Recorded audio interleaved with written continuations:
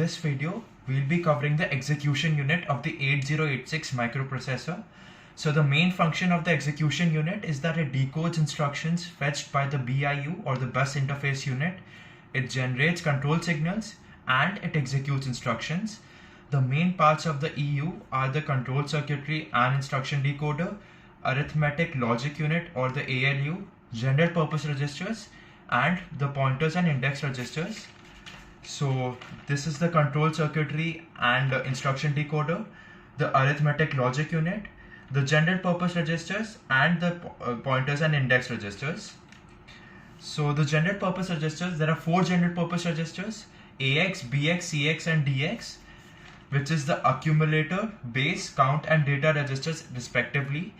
Each of these are 16-bit registers, and they are further divided into 2 8-bit registers, which are AHAL, BHBL, CHCL, and DH and DL. So the purpose of the AX is word multiply, word divide, and word input output. AL is used for byte multiply or divide, byte input output, and arithmetic operations. AH is used for byte multiply and divide. BX or the base register is used to store address information. CX is useful for string operations and to work with loops.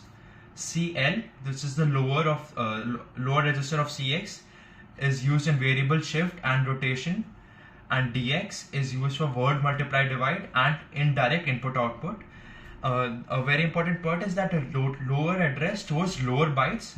So for example, if you have to store 1234H, this data in address location, so 34H will be stored in 00000H, the lower address, and 12 will be stored in 0001H, as each memory location stores only 8 bits or 2 bytes of data.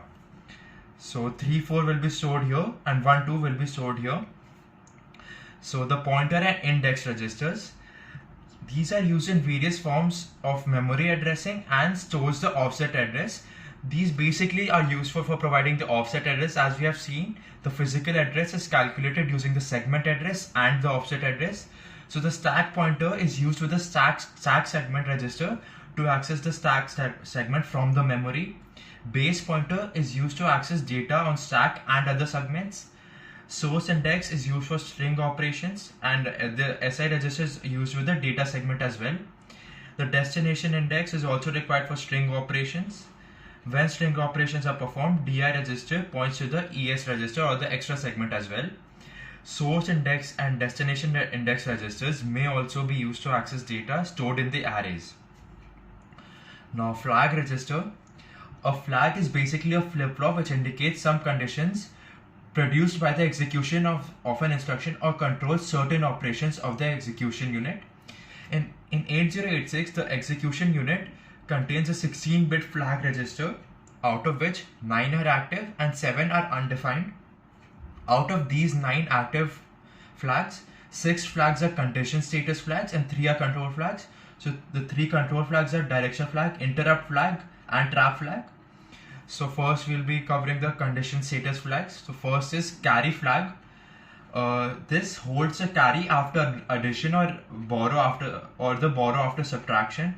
So for example, if we're adding FF and 01, which is a hexadecimal, so it will be like this, and the answer will be 1, 4 times 0, 4 times 0. The carry out of MSB, there is a carry out of MSB as you can see, so the CF becomes 1. Parity flag, this indicates the number of ones in the number, so in the binary number. So this has 1, 2, 3, 4 ones, so the PF will be 1, and if the number of ones in the number is odd, so it will be, the PF will be 0. Auxiliary flag, if the auxiliary carry is 1, that is, carry goes from lower nibble to higher nibble, then the AF is 1. So when there's a carry going from this first half byte to the next half, the higher half byte, the auxiliary flag will be active. Here we're adding this number to this number, and there's a carry out of this nibble, so the AF is 1. But note that the carry flag will still be 0 as there is no carry out of the whole operation. 0 flag, if the answer of any operation is 0, the 0 flag will be active, else it will be 0. sign flag. Sign numbers are indicated with a 1 in the MSB. So MSB, say for example here the MSB is this, the most significant bit, and the sign numbers are indicated with a 1 in the MSB. If there is a 1 in the MSB, the number is negative. Sign flag directly copies the result of the MSB. So for an 8-bit number, it directly copies the result of the last bit, or the 7th bit. 8th bit, but it is called the bit 7. And so if SF is 1, the number is negative. If SF is 0, the number is positive. The SF gives wrong sign if there is an overflow. We'll be dealing with this example here. Overflow flag. Overflow occurs when a signed number is added or subtracted. Example, the result is of more than 7 bits in size in case of an 8-bit signed operation, and more than 15 bits in size in case of a 16-bit signed operation. Then the overflow flag is 1. It also determines the correctness of SF sign flag in this way. So when OF is 0, there is no overflow and the sign flag is correct. If OF is 1, there is overflow and the sign flag is wrong. So when we're adding 70H to 10H, the answer is 80H, and this will be the answer. But here, two positive numbers can never give a negative number, so this is not negative. Here the sign flag even though will give 1, which indicates that the number is negative, but we know that the number is positive, and the overflow flag will also be 1 as the result is going out of 7 bits. So overflow flag will be 1 and SF both will also be 1.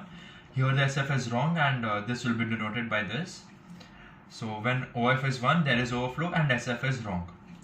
The control flags, trap flag, this enables a trapping through an on-chip debugging feature. Interrupt flag, it controls the operation of the INTR pin, which is also known as the interrupt request pin. If it is 0, INTR pin is disabled. If the interrupt flag is 1, the INTR pin is enabled. Direction flag, it selects either the increment or decrement mode for the DI or SI registers during the string operations. DI and SI are the destination index and the source index registers. So here we'll be dealing with an example, and we'll be giving the output of all the flags. So 7FH and 01H, the answer will be 80H, which can be denoted as 1 000 and 4 times 0 in the binary. The carry flag will be 0 as there is no carry out of the 8 bits. Parity flag is 0 as there is only 1, which is an odd number of 1. Auxiliary flag is 1 as we are having a carry out of this lower nibble. Zero flag is 0 as the answer is clearly not 0. Sign flag will be 1 as the MSB is 1. And overflow flag will also be 1 as there is an overflow from the bit 7 to the bit 8. Now the arithmetic logic unit. This is a 16-bit the 16-bit arithmetic logic unit, or the ALU, performs all the arithmetic and logical operations like addition, subtraction, multiplication, division, and the logical operations like AND, OR, XOR, XNOR, and so on. So basically it needs 2 operands. Like any operation needs 2 operands, this also needs 2 operands, which may be with a maximum size of 16 bits and 1 operator, for example plus, minus, multiplication, division, whatever. The operand may be data from the memory or the input, or from the general registers. So we may give the input from the general registers, from the memory, or an input. Thank you, that's all for this video.